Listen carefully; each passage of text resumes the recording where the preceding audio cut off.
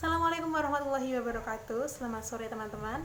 Perkenalkan, kami dari kelompok 4 akan memaparkan hasil diskusi kami yang berjudul Demand, Supply, Export, and Trade Exchange Rate. Sebelum masuk pembahasan, izinkan kami memperkenalkan diri. Yang pertama saya, Milhatul Joba, NPM 18 10 10 10 47. Nama saya Wanda Hamida, NPM 18 10 10 10 30. Saya Muhammad Abdurrahim dengan NPM 19 10 10 10 46. Nama saya Isna Hana Nur Izati, NPM 18 10 10 10 62. Perkenalkan, nama saya Nuranikus Anggraini, NPM 18 10 10 10 97. Perkenalkan, nama saya Dina Puniasih, NPM 19 10 10 10 43. Saya Husnul Lifah, NPM 19 10 10 10 45. Saya Dewi Wulandari, NPM 19 10 10 47. Dalam bab ini, kita akan mengkaji secara teoritis tentang penentuan harga komoditi relatif dalam kondisi equilibrium. Yang di materi kelompok sebelumnya sudah membahas tentang harga komoditas equilibrium relatif dalam perdagangan ditentukan oleh analisis parsial, di mana dalam analisis tersebut terjadinya perpotongan kurva permintaan untuk impor dan kurva penawaran untuk ekspor komoditas.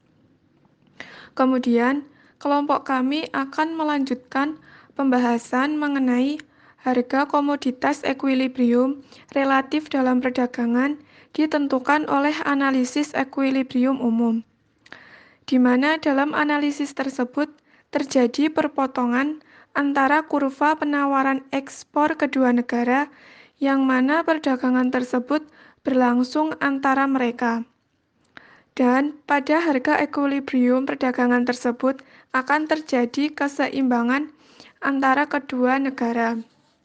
Jadi setelah pembahasan ini, semoga kita dapat memahami dan mengetahui berapa harga equilibrium yang seharusnya berlaku tanpa harus menunggu proses perpaduan antara kekuatan-kekuatan penawaran dan permintaan yang dalam prosesnya dapat memakan waktu terlalu lama.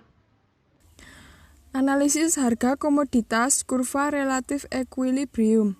Perpotongan antara kurva-kurva tawar-menawar dari dua negara di mana nantinya akan menghasilkan suatu titik yang melambangkan harga relatif komoditi equilibrium yang akan menjadi dasar bagi berlangsungnya perdagangan di antara dua negara, di mana posisi harga tentunya pada tingkat equilibrium. Walaupun kuantitas nilai ekspornya kemungkinan tidak akan sama berlaku untuk salah satu atau dua komoditi ekspor yang ditawarkan, kesenjangan demand dan supply akan timbul. Namun, lambat laun akan terjadi tekanan terhadap harga relatif dan pada akhirnya akan bergerak menuju tingkat harga equilibrium. Analisis dari grafik. Titik E mendefinisikan titik equilibrium PX per PY di PP sama dengan PP aksen sama dengan 1 atau 100%.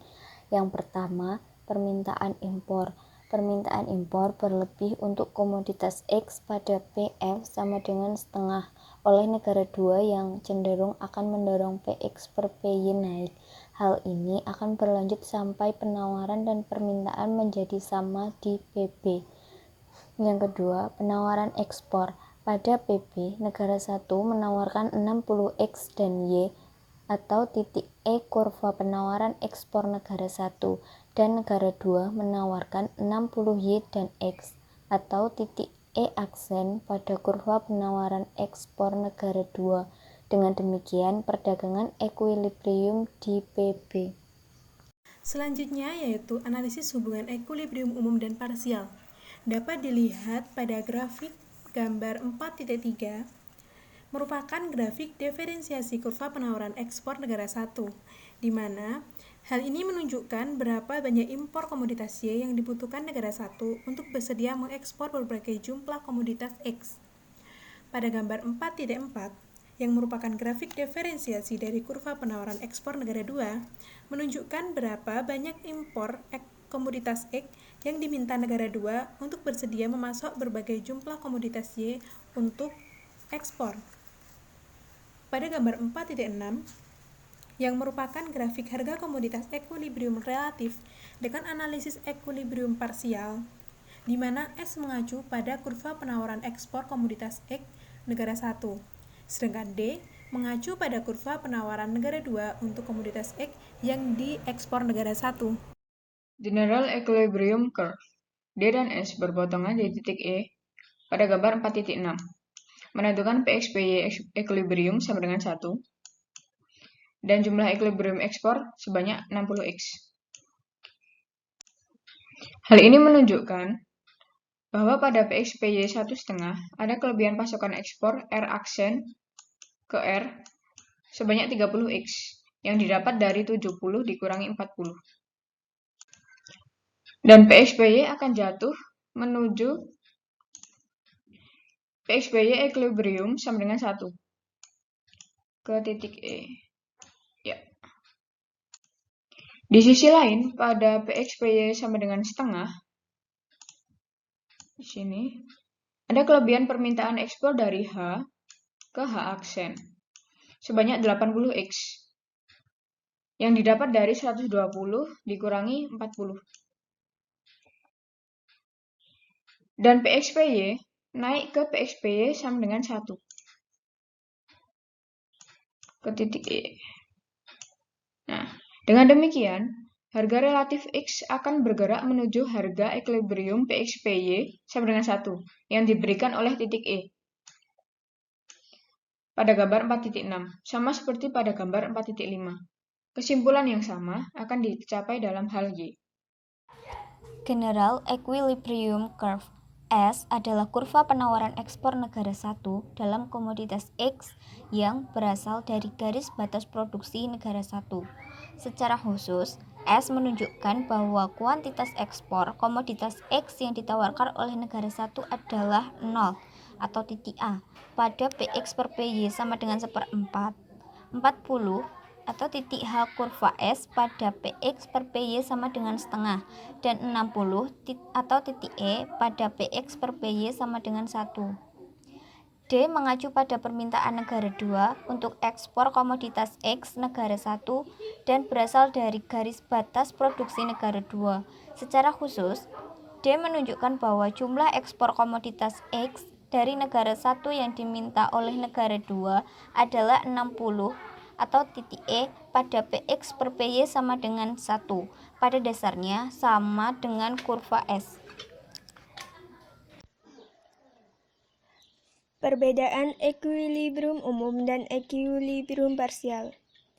Jadi, jika di dalam analisis keseimbangan umum, menentukan keseimbangan harga dan jumlah barang dalam semua pasar dengan mempertimbangkan pengaruh balik dari pasar yang ada.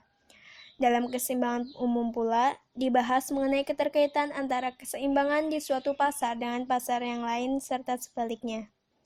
Namun jika dalam analisis keseimbangan parsial, menentukan keseimbangan harga dan jumlah barang dalam suatu pasar, itu terlepas dari pengaruh luar, misalnya pasar yang lain. Dalam keseimbangan parsial itu dibahas mengenai keseimbangan di satu pasar saja, tidak melihat jika satu pasar seimbang dan pasar yang lainnya. Pada ekuilibrium umum, kita melihat bahwa di gambar tersebut menunjukkan informasi dasar yang sama seperti ekuilibrium parsial. Dan keduanya pun berasal dari garis batas produksi negara dan bagan kurva indifferent. Namun, ada perbedaan mendasar antara dua gambar tersebut. Ekuilibrium parsial mengacu pada analisis ekuilibrium umum dan menganggap semua pasar secara umum bukan hanya pasar untuk komoditas X. Hal ini penting karena perubahan di pasar untuk komoditas X itu mempengaruhi pasar komoditas lainnya, dan ini dapat menimbulkan dampak yang penting di pasar untuk komoditas X itu sendiri. Di sisi lain, analisis ekuilibrium parsial dari ekuilibrium umum yang memanfaatkan kurva demand dan supply tidak mempertimbangkan dampak dan hubungan yang ada antara pasar untuk komoditas X dan pasar untuk semua komoditas lainnya dalam perekonomian. Analisis ekuilibrium parsial sering berguna sebagai pendekatan pertama. Tapi, untuk jawaban yang lebih lengkap, biasanya analisis ekuilibrium umum yang lebih diperlukan. Selanjutnya, nilai tukar perdagangan. Seperti yang dikatakan oleh kelompok kemarin, bahwa nilai tukar perdagangan suatu negara didefinisikan sebagai rasio harga komoditas ekspor terhadap harga komoditas impor. Jadi, di mana komoditas yang diperdagangkan banyak, bukan hanya dua. Nilai tukar perdagangan negara diberikan oleh rasio indeks harga ekspor terhadap indeks harga impor. Rasio ini biasanya dikalikan dengan 100 untuk mengekspresikan nilai tukar perdagangan dalam persentase. Untuk menjadikan pertimbangan penawaran dan permintaan yang berubah seiring waktu.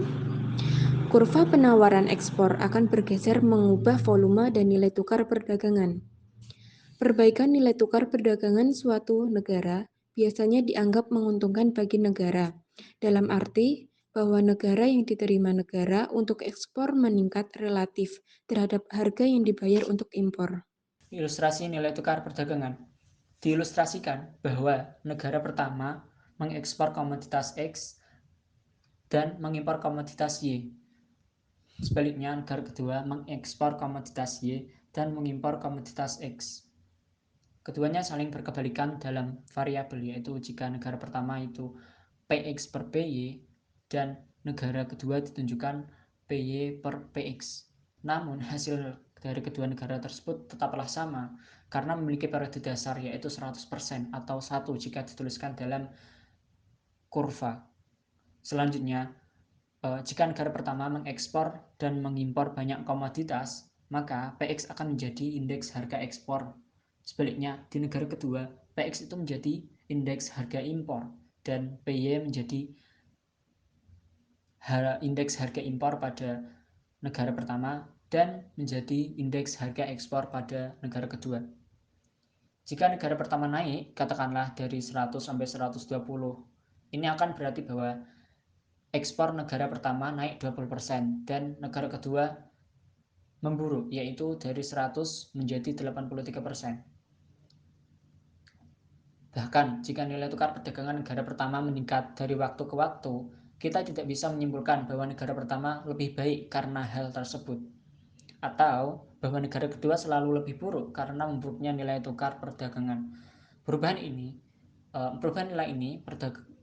nilai ini suatu negara adalah hasil dari berbagai kekuatan yang bekerja baik di negara itu maupun di seluruh dunia. Bahkan kita tidak dapat menentukan efek bersih mereka pada kesejahteraan suatu negara hanya dengan melihat perubahan nilai tukar perdagangan suatu negara.